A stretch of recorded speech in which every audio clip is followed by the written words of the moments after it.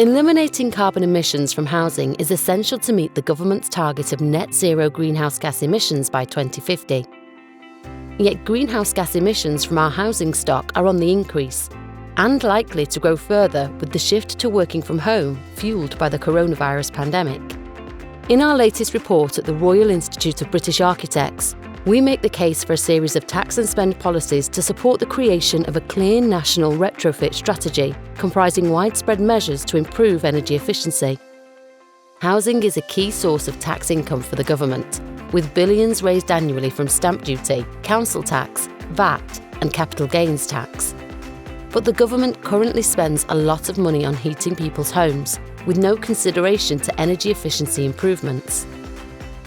The RIBA is therefore calling on the government to bring forward its manifesto pledge to spend £9.2 billion on energy efficiency over 10 years to this Parliament. We are also calling for changes to the tax system to incentivise energy efficiency improvements for those households who are able to pay. Stamp duty could be altered to have a sliding scale based around its energy efficiency rating.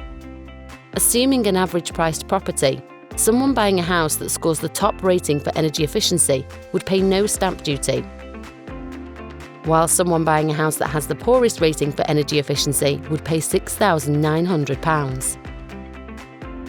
A cap of £25,000 would limit punitive increases on expensive homes and limit the incentives for tax avoidance at the top end. This measure could even be revenue-raising for the Treasury if stamp duty was increased for properties with a below-average energy efficiency score, while remaining the same for those above average. Similar differentials could be applied to council tax, inheritance tax, and capital gains tax to incentivise energy efficiency. The UK has the least energy-efficient housing stock in Europe. The government and construction industry must make energy efficiency a priority.